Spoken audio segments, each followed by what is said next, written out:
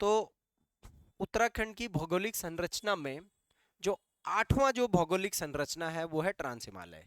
मैं सबसे नीचे मैंने गंगा का मैदान, तराई, भाबर, शिवालिक, दूनद्वार घाटी, लघु हिमालय, महान हिमालय और अब आ गया हमारा ट्रांस हिमालय। तो ट्रांस हिमालय के बारे में बस 3 ही चीजें मुझे पढ़नी है।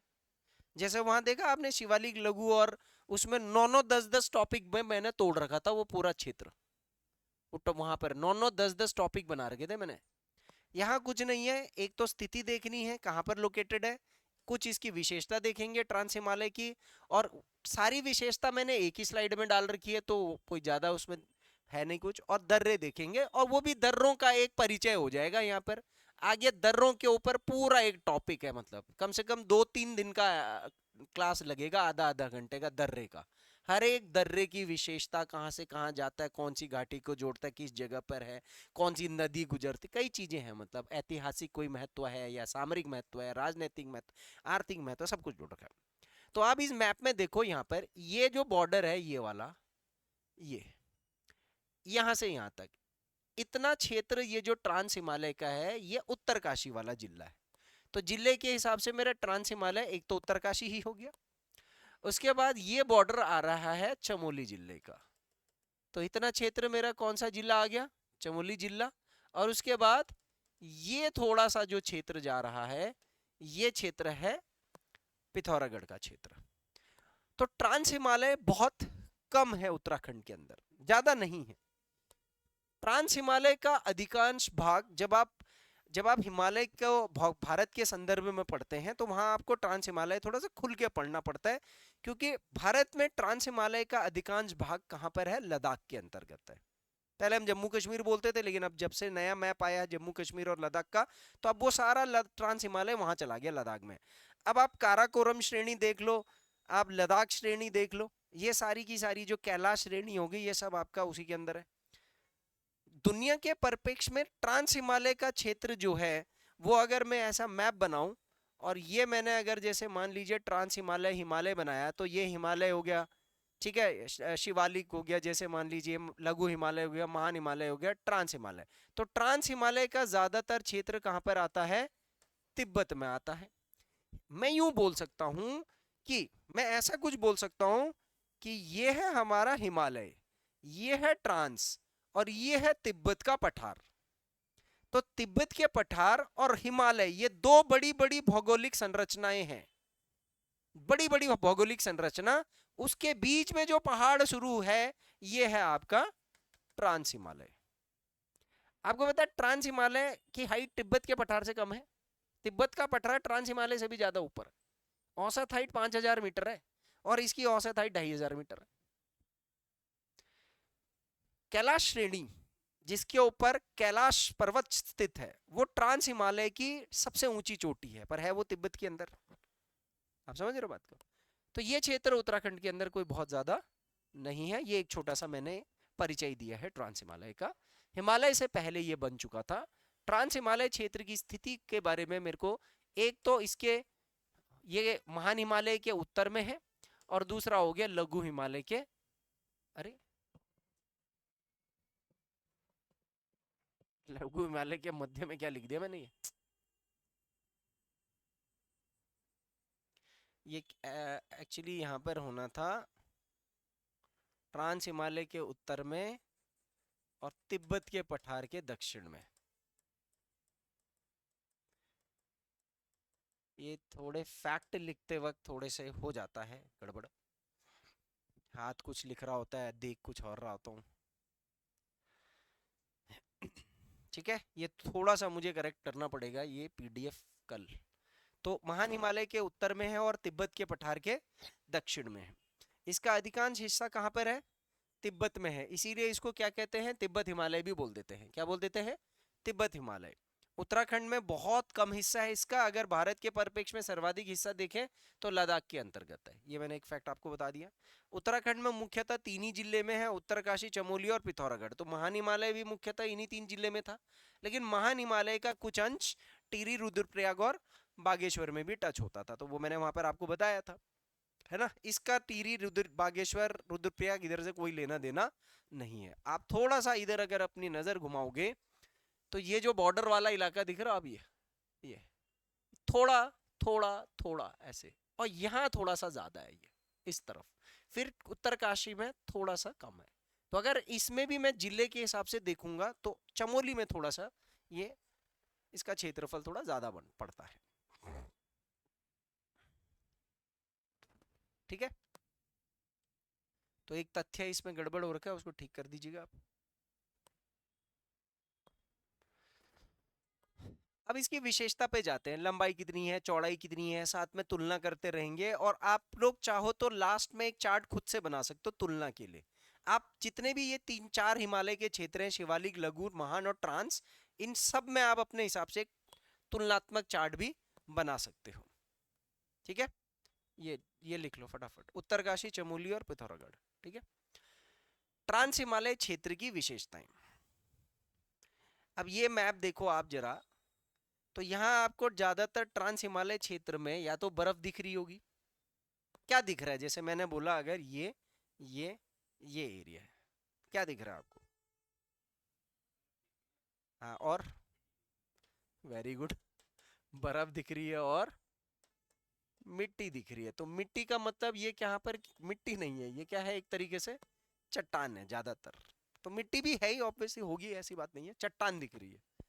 तो अब बर्फ और चट्टान क्या बताता है आपको? पेड़ नहीं है। तो वनस्पति, जलवायु, जलवायु और वनस्पति, है ना, दोनों पता लग रहा होगा। ठीक है, तो एक तो इसकी जो चौड़ाई है वो 20 से 30 किलोमीटर है।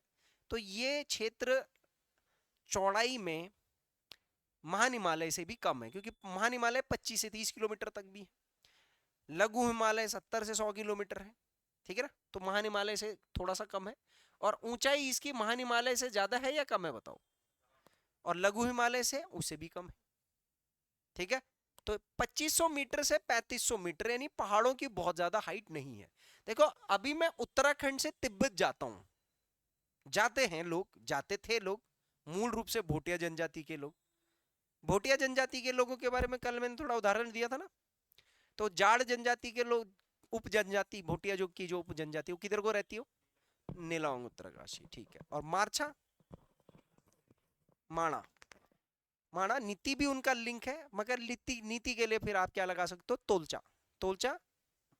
और उसके बाद शौका, शौका जौहर, जौहर घाटी किधर रहते हो? जौहर, ये किस तरफ हुआ? पिथौरागढ़ में। तो ये लोग इधर जाते थे, और जब ये यहाँ जाते थे तो ये कई सारे दर्रों को से गुजर के जाते थे। तो जैसे ही महान हिमालय के वो दर्रे ऐसे डाउन में आने लग जाते थे तो थोड़ा सा इनके लिए थोड़ा सहूलियत हो जाती थी। ये क्षेत्र शुष्क जरूर है, पर ऊंचाई इनकी ज्यादा नहीं है। ये यहाँ पर जो भी ये पहाड़ है ना, ये ऐसे ऐसे ऐसे कहते हैं, तो यहाँ पर एक श्रेणी है जास्कर श्रेणी। तो एक्चुअल में देखा जाए तो इधर जो महान हिमालय और ट्रांस हिमालय है, तो इस ट्रांस हिमालय और महान हिमालय की जो श्रेणी आती है, देखो श्रेणी क्या होती है, कई सारे पहाड़ों का एक क्रम जब साथ में चल रहा होता है तो उसको श्रेणी कहते हैं। और जास्कर श्रेणी जम्मू कश्मीर लद्दाख से शुरू हो रही है, वो लद्दाख से हिमाचल में भी, हिमाचल से उत्तराखंड में भी, उत्तराखंड से नेपाल में खत्म हो जाती है वो। आई बात समझ में? तो जास्कर श्रेणी का हिस्सा है ये, याद रखिएगा। यहां मैंने एक नोट लिखवा दिया है कि जास्कर श्रेणी महान हिमालय और ट्रांस हिमालय दोनों का भाग है। इसको समझने में कोई दिक्कत नहीं होनी चाहिए। अब यहाँ की जलवायु देखते हैं। तो यहाँ की जो जलवायु बहुत शुष्क और टुंड्रा जलवायु बोलते हैं। टुंड्रा का मतलब जैसे आप ये कह लीजिए बर्फीली। एक डायग्राम बना करके मैं आपको थोड़ा सा जलवायु का एक आपको मूल्यांकन देता हूं, आप यहाँ पर थोड़ा सा समझना है यहाँ पर। ठीक है, शुरुआत में मैंने एक डायग्राम बना करके दिया था, आप लोगों को दिया था, कुछ लोगों को। इसमें ये संरचनाएं समझ में आ रही हैं? क्या है ये क्या है, ये क्या है, ये क्या है, ये क्या है, ये क्या है? अब क्या होता है कि हमारे यहाँ जो हिमालय है इसकी हाइट है 6100 मीटर, बहुत ऊंचा है। तो क्या है कि जैसे ये भारत और नीचे नीचे जाकर के यहाँ पर पानी आ गया, ये पानी का क्षेत्र है, तो पानी का क्षेत्र है तो कौन सा क्षेत्र होगा ये? हिंद महासागर।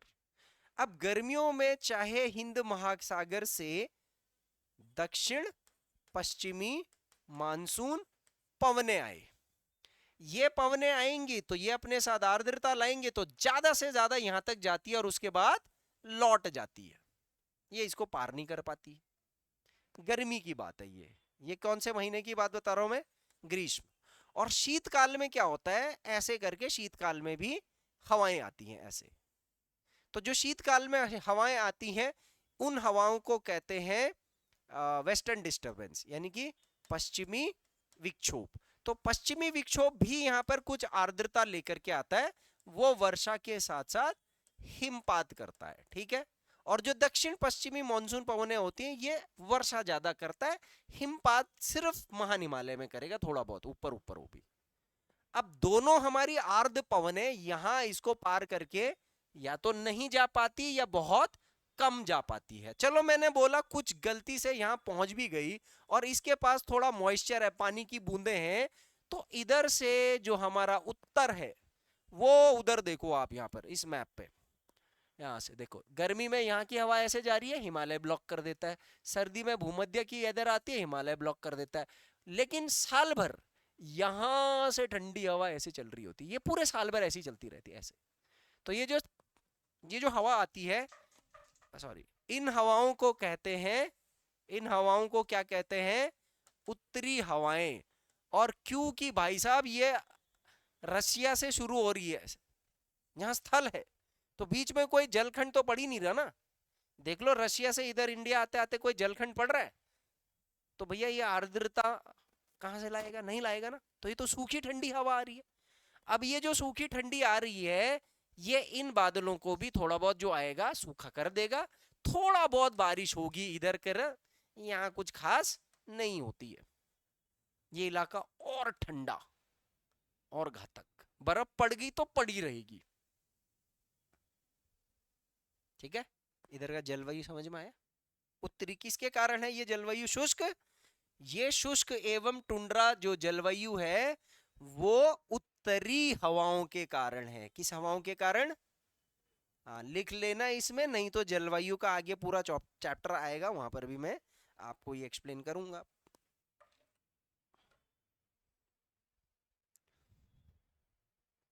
चलिए अब यहाँ की वनस्पति देखें जरा। तो भैया जिस जगह की जलवायु ही शुष्क हो तो वहां पर भी तो टुंड्राई वनस्पति होगी ना, यानी होगी नहीं वनस्पति, या फिर थोड़ा बहुत होगी तो टैगा प्रकार की वनस्पति होगी। थोड़े झाड़ झकाड़ घास के मैदान ये सब दिखने को मिलेंगे। यहाँ की जो वर्षा है वो मात्र 50 से लेकर के 80 सेंटीमीटर के बीच में होती है, ठीक है। और अगर मैं हिमालय क्षेत्र की तुलना करूं तो सबसे कम वर्षा ट्रांस हिमालयी क्षेत्र में होती है, अगर मैं इधर आसपास के क्षेत्रों के साथ तुलना करूं तो, ठीक है। ये याद रखिएगा आप लोग मेंस के लिए, ये वाले पॉइंट्स मेंस के लिए हैं। प्री में कम आते हैं, लेकिन मैं फिर कह रहा हूँ कि हो सकता है कि कभी कभी थोड़ा शब्दों वाला पेपर वो बनाए, थोड़ा डिफिकल्ट वाले क्वेश्चन भी डाल दे। अब आप समूह गौ के वाले के साथ compete करोगे तो उनको ये वाले थोड़े से मुश्किल लग सकते हैं चीज़ों, लेकिन आप तार्किक कोर्स लेकर के जाओगे तो आपके लिए ये सवाल सॉल्व करने बड़ी बात नहीं होनी चाहिए।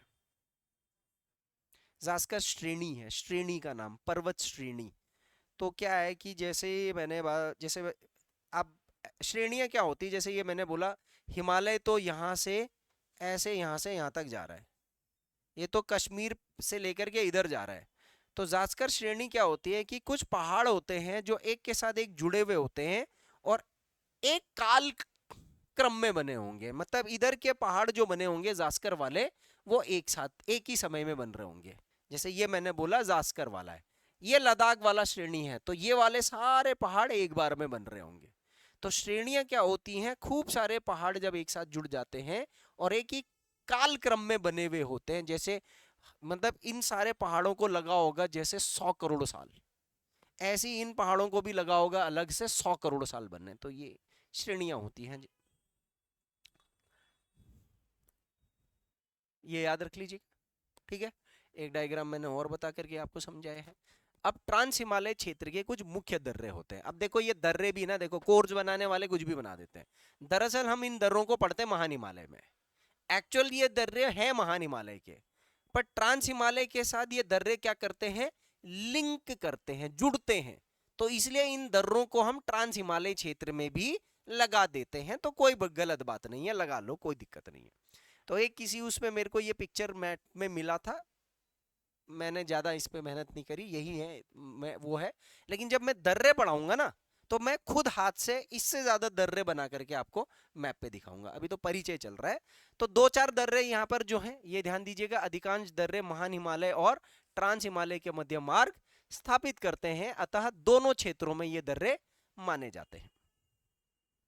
ये लाइन बहुत ज्यादा महत्वपूर्ण है।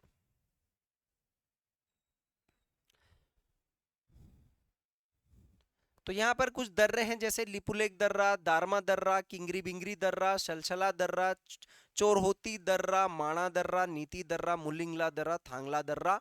लिपुलेख पिथौरागढ़ में है, ठीक है, दारमा पिथौरागढ़ के अंदर है, किंगरी बिंगरी चमोली में है, शलशला चमोली में, चोरहोती चमोली में, माणा नीति चमोली में, मुलिंगला और थागला उत्तरकाशी के अंदर है।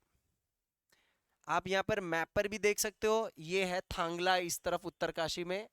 उसके बाद थोड़ा सा आप चमोली की तरफ आओगे तो मुलिंगला, उसके बाद इस तरफ आओगे तो पहले नीतिदाना दर्रा पड़ता है, उसके बाद इस तरफ पड़ता है माणा दर्रा। तो इसने पूर्व से पश्चिम में गलत ऑर्डर लगा रखा है, जिसका भी ये पिक्चर मैंने कॉपी पेस्ट करा है। मुझे भी माफ करना, कॉपी पेस्ट करा इसका, और इसको भी माफ कर देना, इसने थोड़ा बहुत गलत भी इधर उधर लगा दिया होगा, तो उतना कोई फर्क पड़ेगा नहीं। किंगरी बिंगरी दर्रा इस तरफ है, और उसके बाद यहाँ पर जैसे ये चोरहोती दर्रा इसमें दे रखा है, शलशला दर्रा इसमें दे रखा है, और यहाँ पर आओगे पिथौरागढ़ तो दारमा दर्रा दे रखा है, ऊंटा धुर्रा दे रखा है, ऊंटा धुर्रा खैर मैंने लिखवाया नहीं है, और लिपुलेख लिखवा रखा है। बाकी यहाँ पर जैसे ये मनसिया धुर्रा हो गया, लेवी धुर्रा हो गया, ऊंटा धुर्रा हो गया, बारहोती हो गया, लाटू धुर्रा हो गया, बालचा दर्रा हो गया, कालिंदी, बाला, आडेनकोल, बरासू, थांगला, मुलिंगला, श्रीकंठ दर्रा, ये सारे दर्रे करेंगे, कोई दिक्कत नहीं। इससे ज्यादा दर्रे करने हमने। तो फिलहाल आपके लिए बस एक तरीके से क्या हो जाएगा, नाम हो जाएगा, है ना। आजकल श्रीकंठ चर्चा में है, श्रीकंठ चोटी भी है, श्रीकंठ से जो रास्ता गुजर रहा है दर्रा भी है। अगर आपको हिमाचल जाना है उत्तरकाशी से, तो आप श्रीकंठ दर्रे का भी इस्तेमाल कर सकते हो। फिर कुछ बुग्याल भी आएंगे यहाँ पर, जो बुग्याल या घाटियां बीच में पड़ेंगी यहाँ पर।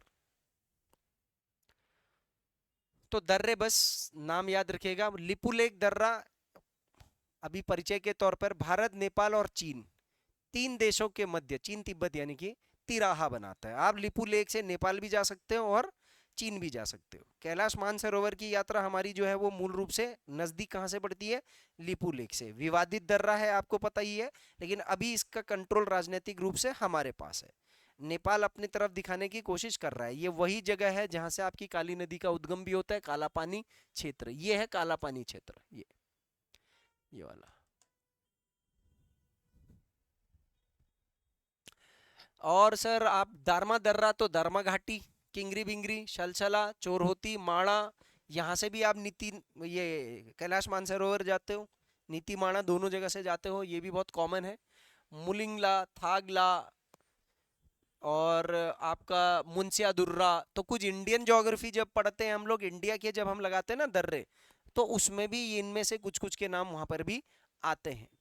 उत्तराखंड का सबसे ऊंचा दर्रा कौन सा है, व्यापार के दृष्टिकोण से सबसे महत्वपूर्ण दर्रा कौन सा है, तो ऐसे तथ्यों को आपने वहीं पर पढ़ना है। विवादित दर्रे कौन से हैं, ठीक है, इस वाले में इतना ही करना है। ये आपका उत्तराखंड का भौगोलिक संरचना समाप्त होता है। शुरुआत का डायग्राम आप देखो जरा। तो मैंने उत्तराखंड का जो नक्शा है, अगर मैं उस उत्तराखंड के नक्शे को मूल रूप से इस प्रकार से निर्मित करूं, इस प्रकार से मैं उत्तराखंड के नक्शे को निर्मित करूं और दक्षिण से उत्तर की तरफ जाऊं, तो सबसे पहली स्थलाकृति मुझे क्या मिलती है, गंगा का मैदान। उसके बाद मुझे दूसरी स्थलाकृति, पहली नीचे से ऊपर, मुझे क्या मिलता है, तराई क्षेत्र। तीसरी स्थलाकृति मुझे क्या मिलती है, भाबर प्रदेश। ठीक है, ठीक है, ये तो गंगा का एकदम मैदान है। तराई भी एक तरीके से दलदलीय क्षेत्र है, और भाबर थोड़े मोटे मोटे कंकड़ पत्थर का पथरीला क्षेत्र है कि नहीं है? इनमें से पाताल तोड़ कुएं कहां मिलेंगे? तराई में मिलेंगे। Very good. अब उसके बाद छोटे छोटे पहाड़ शुरू हो जाते हैं। छोटे छोटे जो ये पहाड़ हैं, इसको मैं क्या बोलूंगा? शिवालिक बोलूंगा। उसके बाद शिवालिक और महान हिमालय के बीच में यहां पर मुझे क्या मिलेंगी? कुछ घाटियां मिलेंगी। ठीक है, क्या मिलेंगी? घाटियां। कैसी घाटियां मिलेंगी? बहुत ही लंबी घाटियां, लंबे लंबे घाटी। तो इन लंबी घाटियों को क्या कहते हैं? इस तरफ दून कहते हैं और इस तरफ द्वार कहते हैं। तो दून और द्वार घाटी। और उसके बाद फिर ऊंचे ऊंचे ऊंचे पहाड़ शुरू हो जाते हैं। इस ऊंचे ऊंचे पहाड़ को मैं बोलूंगा लघु हिमालय। तो तीसरा स्थलाकृति, चौथा स्थलाकृति और पांचवी स्थलाकृति धूंद्वार, और छठी स्थलाकृति लघु हिमालय। लघु हिमालय के बाद फिर उसके बाद आ जाएगा और भी ऊंचे ऊंचे पहाड़, और भी ऊंचे ऊंचे पहाड़। तो ये जो और भी ऊंचे ऊंचे पहाड़ हो गए, ये हो गए आपके वृहत हिमालय यानी महान हिमालय। और उसके बाद ये हो गया आपका आठवीं स्थलाकृति ट्रांस हिमालय। अब कौन सा किस किस के बीच में है, कौन कौन सा किसके उत्तर में है, दक्षिण में? आराम से आप इनको लाइन से लगा दो। स्केल आपका ये जा रहा है, स्केल ये है। ठीक है, ये कौन सा हिस्सा हो गया? ये हो गया हमारा दक्षिण, और ये हो गया हमारा उत्तर। आप मुझे बता सकते हो इन आठ भौगोलिक संरचना में उत्तराखंड का सर्वाधिक क्षेत्रफल कौन सा भौगोलिक संरचना कर रहा है? अबे क्या हो गया इसको?